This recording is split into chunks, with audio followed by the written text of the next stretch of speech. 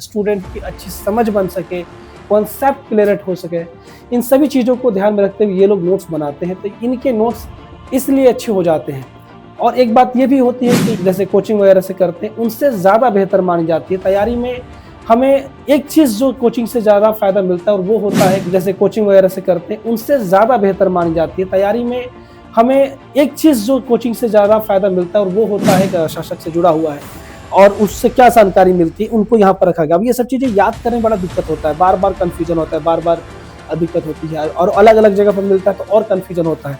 लेकिन जब एक ही जगह पर सारे ज़्यादातर स्टूडेंट सेल्फ स्टडी करते हैं, यानी घर से पढ़ते हैं, क्योंकि सभी की आर्थिक स्थिति इतनी मजबूत नहीं होती कि वो कोचिंग वगैरह अफोर्ड कर सके। कई बार कोचिंग वगैरह अफोर्ड कर भी लें तो उनमें हमें उस तरह का जो पढ़ाई है वो नहीं मिल पाती है, उस तरह की तैयारी नहीं मिल पाती है और ये ज़्यादातर केसों में होता है। आप अपने आस-पास भी देख सकते हैं कि वो स्टूडेंट सैटिस्फाई नहीं मिलते हैं।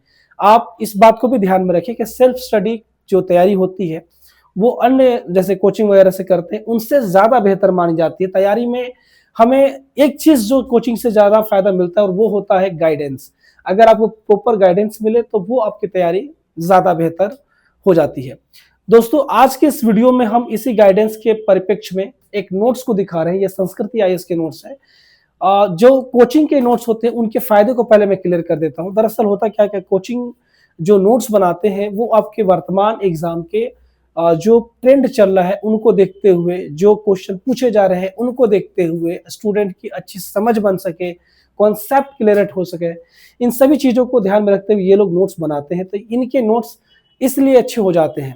और एक बात ये भी होती है कि ये विषय से बाहर नहीं जाते, यानी सिलेबस से बाहर नहीं जाते, आपके सिलेबस में रहते हुए कंटेंट को तैयार करके देते हैं और एक बना बनाया कंटेंट मिल जाता है। तो हमारे लिए फायदा ये होता है कि हम चीज़ों में भटकने के बजाय हम अपनी चीज़ों को सीधी दिशा में मोड़ पाते हैं और लेकर चल पाते हैं। इस बात का भी ध्यान है कि कोई भी कोचिंग अपने आप में सर्वोत्तम नहीं होता है, बेस्ट नहीं होता है। आपको विभिन्न प्रकार के कोचिंगों में और किताबों में एक बैलेंस बना करके चलना पड़ता है ताकि सिलेबस आपका अच्छे ढंग से और बेहतर ढंग से कवर हो सके। जो नोट्स अभी आप देख रहे हैं ये संस्कृति आईएएस के नोट्स हैं और ये नोट्स वर्तमान में नए-नए आए हैं, तो हम सोचे कि आपको क्यों ना दिखाया जाए। अगर आपको संस्कृति आईएएस के नोट्स की नीड है तो आप यहाँ से घर बैठे मंगा सकते हैं, या कोई अन्य कोचिंग के नोट्स जैसे दृष्टि या विजन या अन्य मिक्स नोट्स वगैरह चाहिए तो उन्हें भी आप मंगा सकते हैं, या किसी भी ऑप्शनल का मटेरियल भी। हम जब भी कुछ नया आता है तो मेरी कोशिश होती है कि मैं आपके सामने उन चीज़ों को ले आऊँ ताकि आप उन्हें देख पाएँ, समझ पाएँ और ज़रूरत हो तो मंगा पाएँ। चैनल को सब्सक्राइब करके रखेंगे तो आपको हमेशा जब भी कुछ बेहतर, कुछ नया, जो आपकी चीज़ काम की चीज़ है तो आपको नोटिफिकेशन मिलते रहेगा। सब्सक्राइब करके रखेंगे तो ये सारी डिटेल्स आपको पता चलती रहेगी। बहरहाल हम आपको इस नोट्स को अंदर से भी दिखाते हैं कि इनमें क्या चीज़ें हैं और कैसी चीज़ें हैं, आप इन्हें ध्यान से देखते चलें। सबसे पहले मैं आपको प्राचीन इतिहास के नोट्स को दिखा रहा हूँ। एंशिएंट हिस्ट्री का ये नोट्स है। दोस्तों, इससे पहले जो संस्कृति का नोट्स आता था वो वर्तमान नोट्स का लगभग डबल होता था, लेकिन इस बार संस्कृति ने नोट्स को काफ़ी छोटा किया, काफ़ी कंसाइज किया है। कई बार लड़कों को ये शिकायत होती थी कि नोट्स बहुत बल्कि है, तो इसी संदर्भ में से छोटा किया गया, कंटेंट को कम किया गया है। अब ये अपने अपने पसंद की बात है कि किसको ये अच्छी लगती है और किसको ये अच्छी नहीं लगती। ये चीज़ दोनों संभव है, समझ में रहना। हमारा काम है कि जब भी कुछ नया है या आपकी ज़रूरत है तो उन चीज़ों को अच्छे से दिखाया जाए, समझ में आ रहा है। तो ये प्राचीन भारत के इतिहास के नोट्स है। आप पहले इसका इंडेक्स देख लें। संस्कृतियाँ, इसकी एक चीज़ जो बहुत ही बेहतर होती है वो होती है इसके एक्सप्लेनेशन का तरीका, प्रेजेंटेशन का तरीका। जैसे आप देख सकते हैं इसके ये पहले चीज़ों को टॉपिक वाइज आपको दिखाता है कौन कौन से टॉपिक के अंदर पढ़नी है, और जहाँ पर क्लैरिटी लाने की जरूरत पड़ती है वहाँ पर डायग्राम, फ्लो चार्ट, विभिन्न प्रकार की चीज़ों का बहुत ही अच्छे ढंग से इस्तेमाल किया जाता है ताकि आपको इसमें अच्छे से अच्छे क्लैरिटी आ सके। और फिगर वगैरह जहाँ जहाँ पर जिन चीज़ों की जरूरत पड़ती है, जैसे आप यहाँ पर देख रहे हैं, यहाँ पर अभिलेखों के बारे में जानकारी दी गई है कि अभिलेख कौन सा अभिलेख शासक से जुड़ा हुआ है और उससे क्या जानकारी मिलती है, उनको यहाँ पर रखा गया। अब ये सब चीज़ें याद करने में बड़ा दिक्कत होता है, बार बार कन्फ्यूजन होता है, बार बार दिक्कत होती है और अलग अलग जगह पर मिलता है तो और कन्फ्यूजन होता है। लेकिन जब एक ही जगह पर सारी जानकारी को इस तरह से प्रेजेंट कर दिया जाए तो उसे याद करना काफ़ी आसान हो जाता है। जैसे आप देख सकते हैं हाथी गुम्फा अभिलेख और शासक कौन थे, खारवेल, और क्या जानकारी मिलती है, तो उसके शासनकाल की घटनाओं का क्रमबद्ध विवरण मिलता है। जूनागढ़ का भी, ये सब सवाल आने वाले हैं। ये सारी चीज़ें आपको थोड़ा सा डायग्राम के माध्यम से दिखाई गई है ताकि आपको बढ़िया से बढ़िया क्लैरिटी हो। यहाँ भी आप देख सकते हैं एक डायग्राम यहाँ भी बनाया गया है।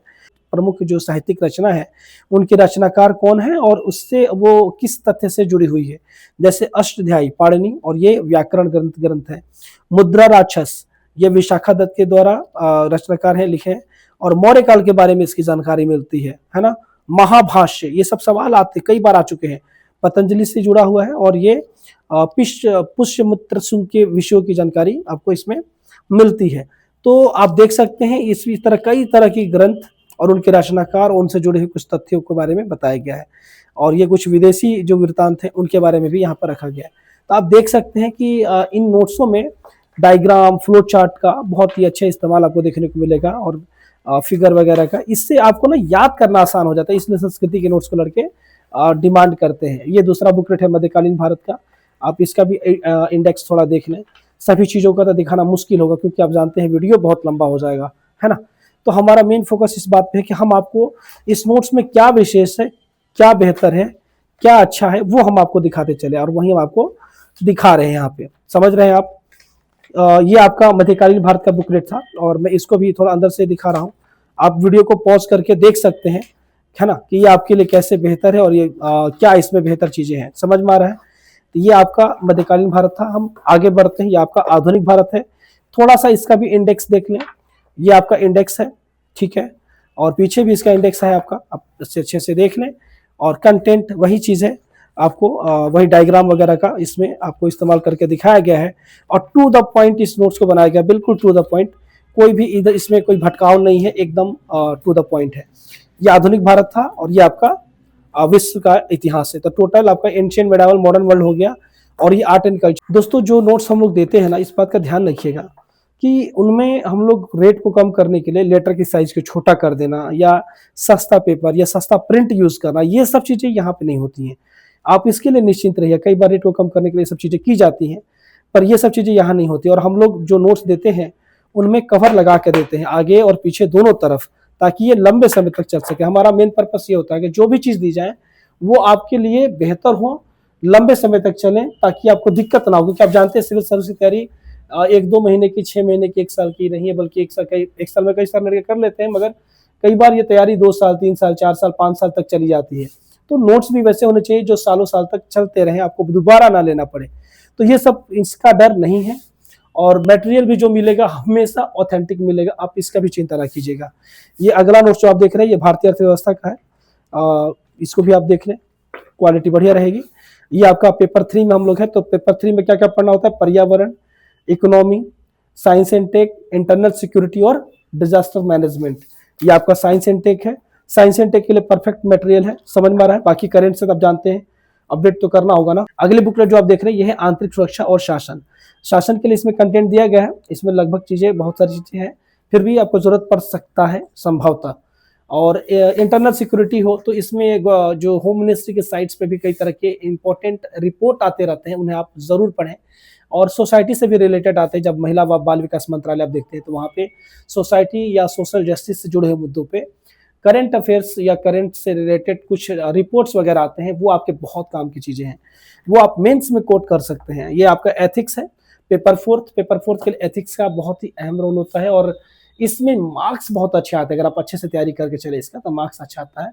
इसमें आपको एक बुक की भी जरूरत पड़ सकती है, साथ ही साथ सेकेंड ईआरसी की चौथी रिपोर्ट, जिसमें कि आपको शासन में नैतिकता से जुड़े हुए मुद्दों पे कंप्लीट एक गवर्नमेंट की रिपोर्ट मिलती है और वो बहुत काम की होती है। साथ ही साथ विजन आईएएस की केस स्टडी आप जरूर फॉलो करें, वो आपका मतलब आप ये समझिए ना सिर्फ यहाँ पे बल्कि गवर्नेंस और आपके इंटरव्यू में भी, इन तीनों ही जगहों पे काम में आएगा और अच्छा खासा अंक आपको उससे मिलता है, तो आप उसे जरूर पढ़ें।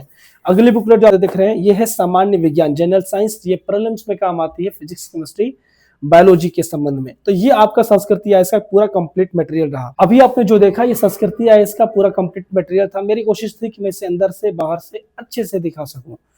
दोस्तों अगर आपको ये नोट्स लेना है या कोई और भी मटेरियल लेना हो, स्टैंडर्ड बुक हो, एनसीईआरटी हो या कोई ऑप्शनल से रिलेटेड मटेरियल, तो आप वो भी यहाँ से घर बैठे मंगा सकते हैं। इसको लेना है तो आप दिए गए नंबर पे कॉल मैसेज कर लीजिए, कुछ भी लेना हो, कुछ भी पूछना हो, आप यहाँ से घर बैठे कॉल मैसेज करके पूछ सकते हैं और मंगा भी सकते हैं।